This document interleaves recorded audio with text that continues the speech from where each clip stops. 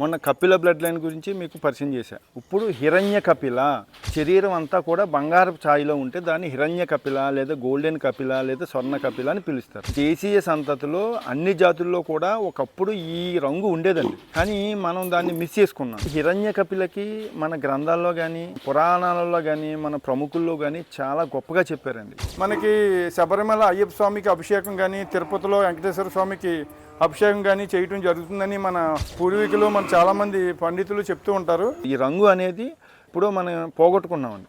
ఈ గోల్డెన్ కపిల కానీ స్వర్ణ కపిల కానీ వీటిల్లో 6 జనరేషన్లు చేయటం జరిగింది. డాక్టర్ కృష్ణంరాజు, నాడీపతి, గోశాల. మన గోశాలలో అనేక బ్లడ్ లైన్లు ఉన్నాయి. మొన్న కపిల బ్లడ్ లైన్ గురించి మీకు పరిచయం చేశా. ఇప్పుడు హిరణ్య కపిల.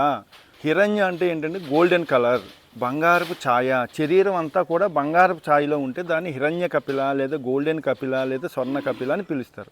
మన దేశీయ సంతతిలో అన్ని జాతుల్లో కూడా ఒకప్పుడు ఈ రంగు ఉండేదండి, కానీ మనం దాన్ని మిస్ చేసుకున్నాం. విదేశీయులు పట్టుకెళ్ళి వాటిని డెవలప్ చేసుకున్నారు.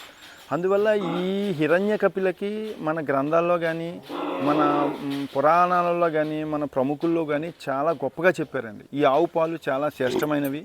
మన తిరుపతి అయ్యప్ప స్వామి, మన శబరిమల కొన్ని శివాలయాల్లో ఈ పాలు చాలా విరివిగా వాడతారండి.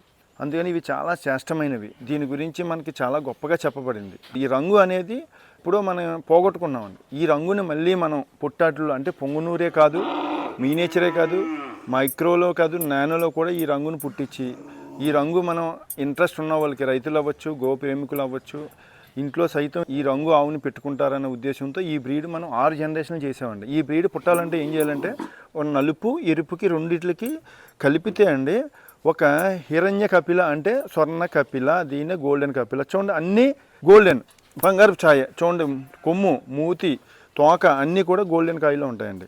ఇది హిరణ్యాక్ష 1 అనుకుంటే ఇది హిరణ్యాక్షుడు 2 అండి. వీడి పేరు హిరణ్యాక్షుడు 2. మళ్ళీ వీళ్ళిద్దరికి కలిపితే వీడు పుట్టాడండి. చూసారు, ఆ 2 పొంగునూరుకి వచ్చాయండి. ఇక్కడికి వచ్చేటప్పటికి ఇప్పుడు 3.5-3 అడుగులు, అది అక్కడి నుంచి 1/2 ఫీట్ తగ్గింది, దీనికి ఇంకా 1/2 ఫీట్ తగ్గింది. అంటే ఇక్కడికి వచ్చినప్పుడు మీనేచర్ అయిందండి. ఇది హిరణ్యాక్షుడు 3. మళ్ళీ వీళ్ళిద్దరికి కలిపా వీడు పుట్టాడండి. వీడి మీద ఇంకా హైట్ తగ్గాడు. వీడు హిరణ్యాక్షుడు 4. చూడండి సేమ్ కలర్, కొన్ని హార్మోనల్ వల్ల లైట్ బ్లాక్ వచ్చింది, కానీ ఇది హిరణ్యాక్షుడు 4వ హిరణ్యాక్షుడు అండి. మళ్ళీ వీళ్ళిద్దరికి కలిపితే 5వ హిరణ్యాక్షుడు పుట్టాడు. మళ్ళీ ఈక్వల్ హైట్ ఇక్కడికి వచ్చేటప్పటికి చూడండి మీనేచర్ కంటే సైజ్ తగ్గింది, అంటే మైక్రోకి వచ్చింది. ఈ 5వ హిరణ్యాక్షుడి నుంచి వీడు చూడండి ఇంకా ఎంత సైజ్ తగ్గాడు, 6వ హిరణ్యాక్షుడు. అంటే దీనికి ఈక్వల్గా ఉన్న ఫిమేల్. ఇది 2వ ఈత అండి. మళ్ళీ వీళ్ళిద్దరికి పుట్టినోడు వీడు. అంటే ఇంకా చాలా పుడతాయండి. ఇది ఒకటి. ఈ విధంగా 6 జనరేషన్లు చేయడం జరిగిందండి. ఈ గోల్డెన్ కపిల కానీ స్వర్ణ కపిల కానీ వీటిలో 6 జనరేషన్లు చేయడం జరిగింది.